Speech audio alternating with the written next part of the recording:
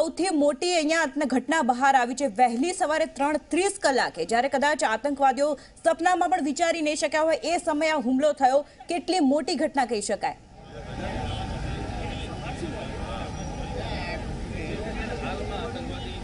અનુપુર જે રીતે વાત કરવામાં આવે તો આજે પ્રથમ હુમલો કહી શકાય। હુમલામાં જે ઈંટનો જવાબ પથ્થરથી કહી શકાય તે પ્રકારે ભારતીય વાયુસેનાએ કાર્યવાહી કરી છે। વડાપ્રધાન નરેન્દ્ર મોદીએ પણ આ બાબતે અગાઉ નિવેદન કર્યું હતું કે તેને જે બી આતંકી સેના હશે કે આતંકીઓને મદદ કરતો દેશ તેને છોડવામાં નહીં આવે। અત્યારે હાલ જે બદલો લીધો છે તેને લઈ અમદાવાદના પ્રથમ નાગરિક સહિતની જે ટીમ અહીંયા આગળ હાજર છે તેમને પૂછવાનો પ્રયત્ન કરીશું કે કઈ રીતે આ હુમલાને જોઈ રહ્યા છે। ખાસ કરી આજે અમદાવાદનો જન્મદિવસ છે તેને લઈ ભારતે જે કાર્યવાહી કરી છે, ભારતીય સેનાએ જે વહેલી સવારે આ કાર્યવાહી કરી અને આતંકી કેમ્પો પર હુમલો બોલાવ્યો છે, કઈ રીતે જોઈ રહ્યા છે?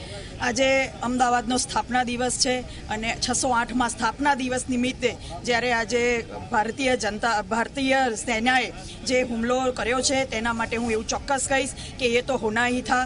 અને આજે માણેકનાથ બાબાની અસીમ કૃપા જે અમદાવાદ શહેર પર હંમેશા રહી છે, આગામી દિવસમાં પણ રહેવાની છે અને પાકિસ્તાનને સૈન્યને ખરેખર ખત્મ કરી દેશે અને આગામી દિવસમાં પાકિસ્તાન ક્યારેય પણ ઊંચી આંખ કરીને હિન્દુસ્તાન સામે જોઈ શકશે નહીં। અને એકલું પાકિસ્તાન નહીં, જ્યાં જ્યાં આતંકીઓ નભી રહ્યા છે તેવા કોઈ પણ દેશ હિન્દુસ્તાન સામે ઊંચી આંખ કરીને જોઈ શકવાના નથી। બિલકુલ, જે રીતે વહેલી સવારની આ કાર્યવાહી છે, કાર્યવાહી થવા માટે લોકોનો રોષ પણ હતો, આપ કઈ રીતે જોઈ રહ્યા છો? પુલવામા હુમલા બાદ આખા દેશમાં જન આક્રોશ હતો અને મને લાગે છે કે આ લોકોની લાગણીનો પડઘો નરેન્દ્રભાઈની સરકાર અને આર્મીએ પાડ્યો છે। એ તો હોના હી થા। અમે ઈચ્છીએ છીએ, આખો દેશ ઈચ્છે છે કે ત્રાસવાદીઓને વીણીને સાફ કરવામાં આવે। બિલકુલ, ત્રાસવાદીઓને વીણીને સાફ કરવાની વાત અત્યારે અમદાવાદીઓમાં આક્રોશ જે હતો તે અત્યારે હાલ પણ બોલી રહ્યો છે।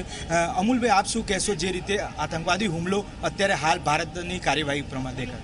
પુલવામા આતંકવાદી હુમલા પછી આપણે જાણીએ છીએ તેમ આર્થિક નાકાબંધી ભારતે શરૂઆત કરી, ઘણા બધા એક્સપોર્ટ ઇમ્પોર્ટ બંધ કર્યા હતા, પાણી પણ સિંધુ અને રાવીનું રિસ્ટ્રિક્ટ કરવાનું આપણે નિશ્ચિત કર્યું હતું અને સ્પષ્ટપણે મનાતું હતું કે જ્યાં જ્યાં આતંકવાદીઓના કેમ્પ છે કોઈ જનતા ઉપર નહીં પણ એ કેમ્પો પર હુમલો કરવામાં જ આવશે।